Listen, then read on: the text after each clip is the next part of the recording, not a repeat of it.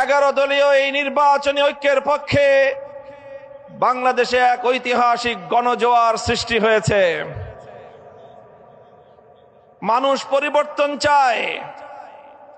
71-এর যে মহান মুক্তিযুদ্ধ সংগঠিত হয়েছিল, জালিমের বিরুদ্ধে মজলুমের লড়াই, যেখানে মানুষের ইচ্ছা আর অভিপ্রায় ছিল বাংলার মানুষের ভাগ্যের পরিবর্তন হবে, বাংলার মানুষ তাদের অধিকার ফিরে পাবে, বাংলাদেশে বৈষম্যহীন এক সমাজ গড়ে উঠবে, বাংলাদেশের মানুষ আধিপত্যবাদী ব্রিটিশ বেনিয়া এবং পশ্চিম পাকিস্তানি খান পাঠানদের 200 বছরের বৈষম্য, জুলুম এবং লাঞ্ছনার বিরুদ্ধে মুক্তিযুদ্ধের মধ্য দিয়ে দেশকে স্বাধীন করার পর তারা আশা করেছিল এ দেশীয় শাসকরা মানুষকে তাদের সম্মান, মর্যাদার অধিকারটুকু দিবে।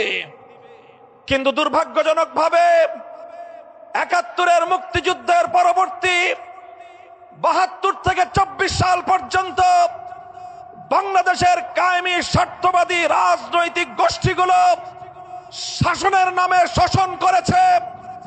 মানুষের উপর তারা তাদের জমিদারি প্রভাব বিস্তার করার চেষ্টা করেছে। তারা বাংলার মানুষের অধিকার খর্ব করে, ক্ষুণ্ণ করে বাংলাদেশে গুন্ডামি আর সন্ত্রাসের রাজনীতি বাস্তবায়ন করেছে। তাই বাংলার মানুষ আবার 2024 সালে জেগে উঠল। 24 সালে জেগে উঠল প্রতিটি শিক্ষাঙ্গন থেকে ছাত্র জনতা।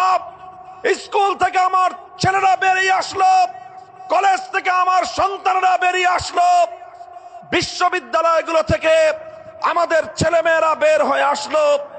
আলিয়া মাদ্রাসা, কওমি মাদ্রাসা, সব ভেদাভেদ ভুলে গিয়ে রাজপথে তারা জড়ো হলো। আমার তরুণ ছাত্র জনতা তিতুমিরের লাঠিয়াল হয়ে বাংলার রাজপথে আবার তারা জমিদারি প্রথার বিরুদ্ধে, রাজাগিরি, বাবুগিরির বিরুদ্ধে তারা বিদ্রোহ ঘোষণা করলো।